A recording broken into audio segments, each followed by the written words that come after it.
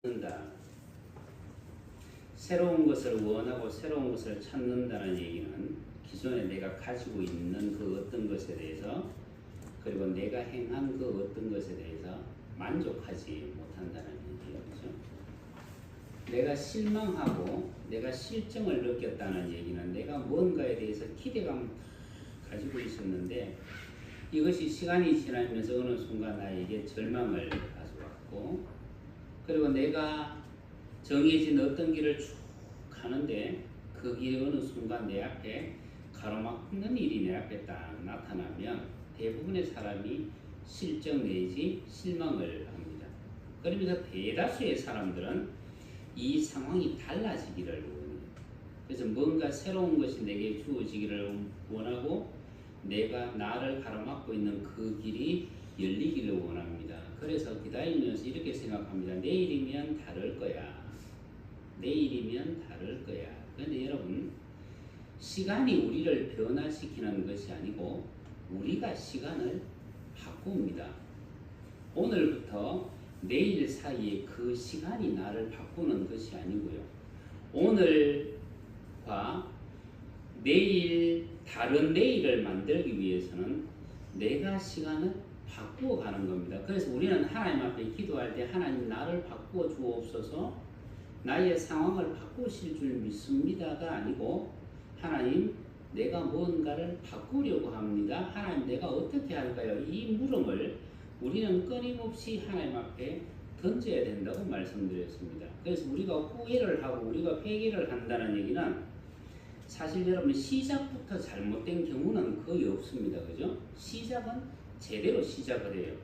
우리가 작년 이맘때, 작년 요 시간이에요.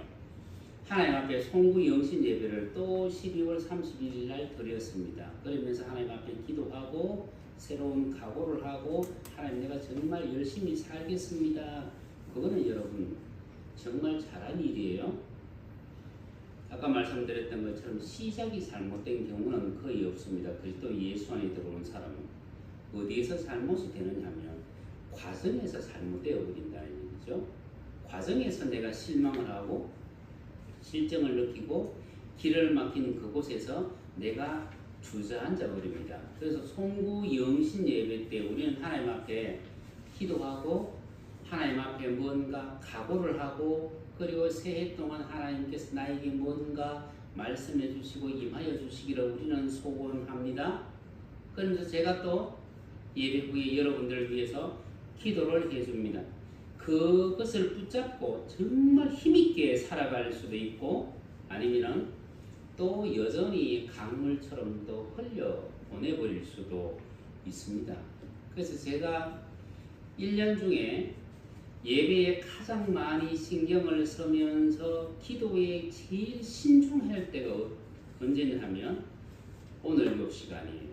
오늘 요 시간이에요. 왜 이 시간이 저에게는 그렇게 신중할 수밖에 없고 중요한 시간이냐 하면 제가 여러분들에게 뭔가를 말씀하셨을 때 그 말씀을 붙잡고 1년 동안 끝까지 쭉 밀고 나가면 참 다행스러운데 아까 제가 말씀드렸던 것처럼 과정 속에서 내가 포기해버리고 내가 놔버리면 결국은 뭐냐면 기도를 받은 그 사람은 예언을 받은 그 사람은 하나님 앞에 불순종한 사람이 됩니다.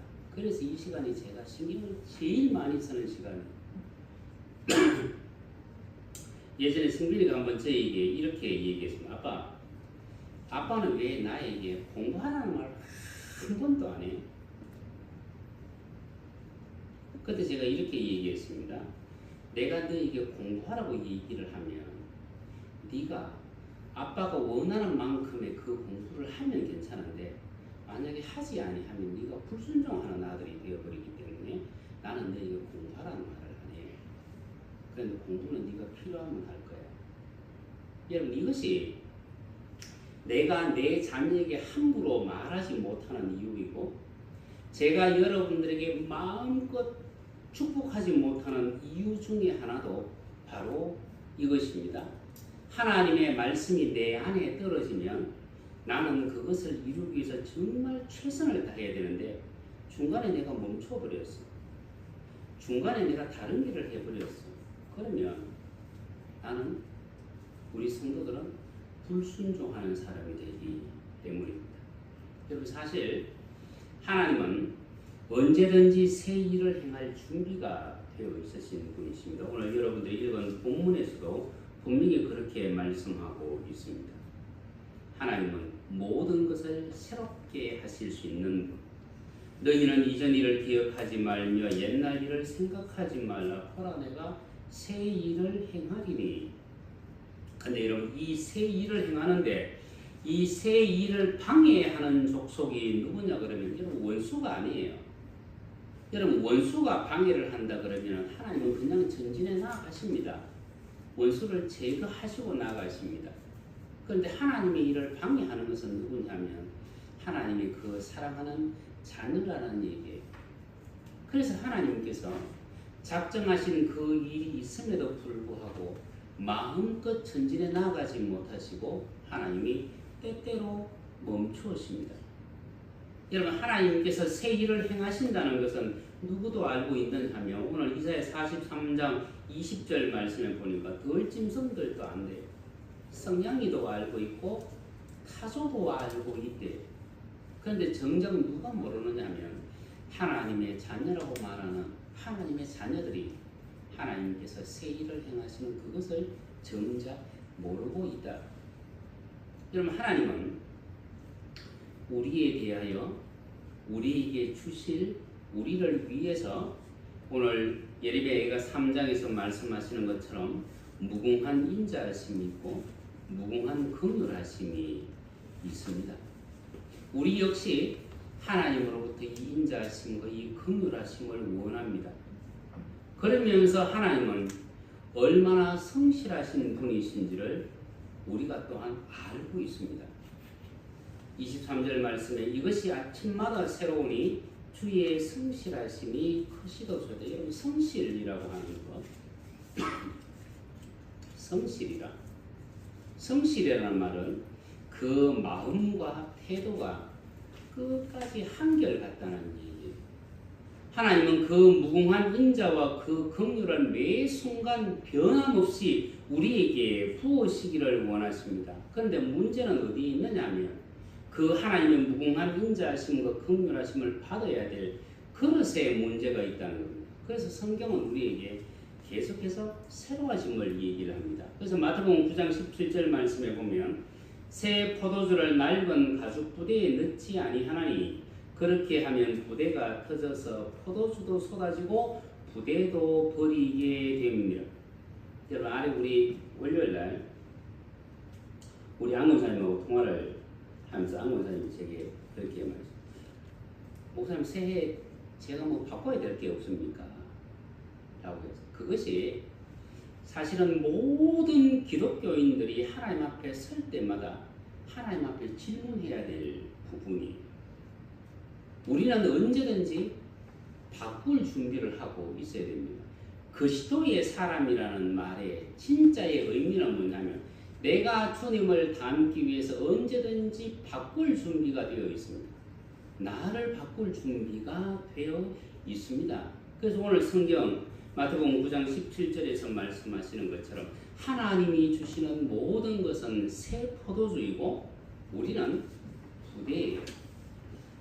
그런데 포도주에 대해서는 새 포도주라고 얘기를 하고 부대에 대해서는 낡은 부대와 새 부대라고 얘기를 합니다. 여러분 이 새 포도주라고 했을 때 이 새롭다는 것은 성경에서는 어떤 의미로 사용되어지느냐 하면 네오스라고 하는 말을 사용하는데 이것은 숫자상 새롭다는 얘기입니다. 숫자상 새롭다는 이 말의 성경적인 의미는 순서가 있다는 얘기예요. 순서가 있다. 하나님께서 우리에게 주시는 모든 은혜는 하나님께서 정해놓으신 순서가 있습니다. 초등학교 1학년, 2학년, 3학년, 4학년, 5학년 여러분 학년에 따라서 과목의 내용이 달라져요. 수준이 달라져요. 그래서 하나님께서 우리에게 주시는 모든 은혜는 그 수준이 다 정해져 있다는 얘기입니다. 그 다음에 새 부대라고 말씀하셨는데 여기서 말하는 새롭다라는 얘기는 카이노스라고 하는 말을 쓰는데 이것은 순서에서도 새롭고 그리고 질적으로 새로워지는 것을 얘기합니다. 다시 말하면 순서에 맞게 질적으로 새로워져야 된다는 얘기입니다. 그러면 하나님께서는 우리에게 날마다 새로운 은혜를 주세요. 그러면 우리는 그 새로운 은혜를 받아들이기 위해서 우리는 거기에 맞게 질적으로 우리를 계속해서 새롭게 해야 된다는 얘기입니다. 여러분, 하나님의 은혜가 한량없다. 하나님의 은혜가 한량없으면 나도 그 하나님의 은혜를 받아들이기 위해서 나도 한량없이 계속 새로워져야 된다. 그래서 믿음의 선진들은 날마다 새롭도다. 날마다 새롭다. 나는 날마다 새로워진다. 나는 하나님께서 주시는 그 은혜, 그 무궁한 인자하심, 긍휼하심을 받아들이기 위해서 나는 하나님께서 원하시는 그 순서에 따라 계속해서 새로워진다. 그러면서 나는 질적으로도 새로워진다. 여러분, 주 예수 그리스도께서 이렇게 말씀하십니다. 나는 나를 너희에게 주기를 원한다. 그런데 이 나라의 백성들이 나의 나라를 오염시키고 있다. 여러분, 하나님의 나라를 오염시키고 있다는 얘기는 내가 변화되지 않는 그 죄의 상태를 가지고 나의 그 완고함을 가지고 나의 욕심을 가지고 하나님의 나라에 들어가려고 한다는 얘기입니다. 그 얘기는 자신을 변화시키지 않는다는 얘기죠. 자신을 고치지 않는다는 얘기입니다. 여러분, 하나님의 은혜를 받을 만큼 새로워지지 아니하면 우리는 하나님의 나라를 오염시키는 사람이 됩니다. 나는 나를 너희에게 주기를 원한다. 야, 하나님 당신을 나에게 주시기를 원하신다. 그러면 나는 하나님 앞에서 얼마나 질적으로 얼마나 변화되어져야 될까? 하나님, 나는 순서적으로 얼마나 변화되어져야 될까? 여러분, 꼭대기층까지 올라가는 사람이 한 번에 한 층을 올라가는 사람은 없습니다. 그죠? 기껏 해봤자 한 계단을 올라갑니다. 그 한 계단은 보통 한 16cm에서 18cm 정도 되어집니다. 여러분, 저 꼭대기층까지 올라가기 위해서는 기본적으로 우리가 몇 계단을 올라가야 될까? 몇 계단을 올라가야 될까? 근데 올라가는 그것은 나에게는 변화가 없는 것 같아요. 겨우 18cm를 올라갑니다. 그렇지만은 한 계단을 올라가고 두 계단, 세 계단 조금씩 올라가다 보니까 어느 순간에 내가 목표로 한 그 층에 가 있더라는 얘기입니다. 여러분, 하나님의 은혜가 점진적이면 우리도 하나님 앞에서 점진적으로 변화되어져야 됩니다.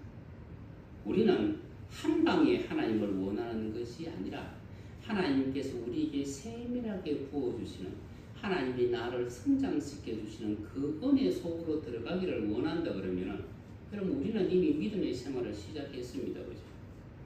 근데 시작은 했지만 서두에 제가 말씀드렸던 것처럼 과정이 잘못되어지면 계속 하나님 앞에서 회개해야 돼요.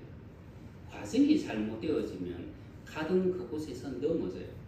과정이 잘못되어지면 가던 그곳에서 다시 방향을 돌려버립니다.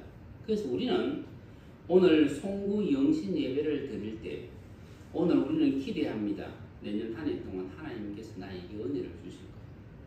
하나님께서 나에게 어떤 말씀을 하시든 나는 그 말씀대로 따라갈 거예요. 그렇게 여러분들이 각오했다 그러면 여러분 최소한 365일 동안은 그 과정을 계속해서 지속적으로 여러분들이 유지해야만 하나님께서 원래 말씀하셨던 그 은혜에 도달할 수 있습니다. 거의 대부분의 그리스도인들이 하나님께서 연초에 축복의 말씀을 하시면 그것이 한 달 내에, 두 달 안에, 석 달 안에 그것이 이루어지기를 원합니다. 그리고 석 달을 넘어서면 잊어버려요. 연초에 하나님께서 무엇을 말씀하셨는지조차도 잃어버립니다. 그런데 하나님의 일은 처음부터 성취되는 경우는 성경 어디에도 없습니다. 중간에 과정 속에서 성취되는 경우도 없습니다.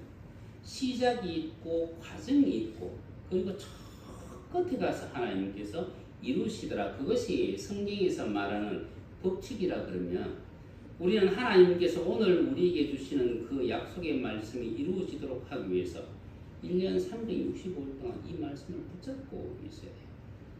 그리고 흔들리지 않고 그 길을 걸어갈 수 있어야만 됩니다.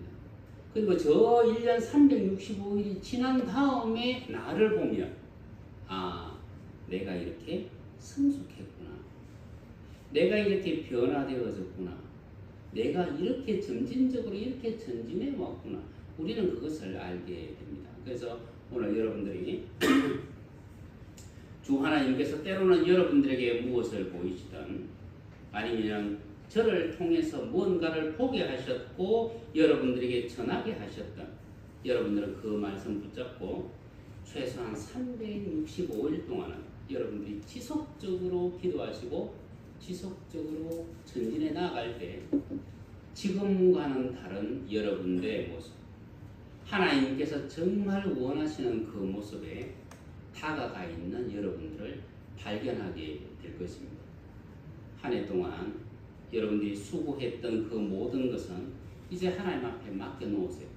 하나님 2025년 제가 열심히 살았습니다. 그러면 그 결과에 대해서는 하나님 앞에 맡겨놓으십시오. 2025년 동안 나는 어쩌면 실패했고 나는 후회가 많습니다. 그것도 하나님 앞에 맡겨놓으세요. 그리고 오늘 이 시간 이후부터 우리는 다시 시작합니다. 이 예배가 시작의 시간이고 예배가 끝나는 순간부터 여러분들은 과정 속에 돌입했다는 것을 기억하시고 2026년 12월 31일 날 하나님이 말씀하셨던 것을 다 이루어가지고 그때는 떡국 파티가 아니고요. 그때는 말 그대로 끝내주는 파티를 한번 열 수 있는 여러분 되시기를 주님의 이름으로 축원합니다. 아멘.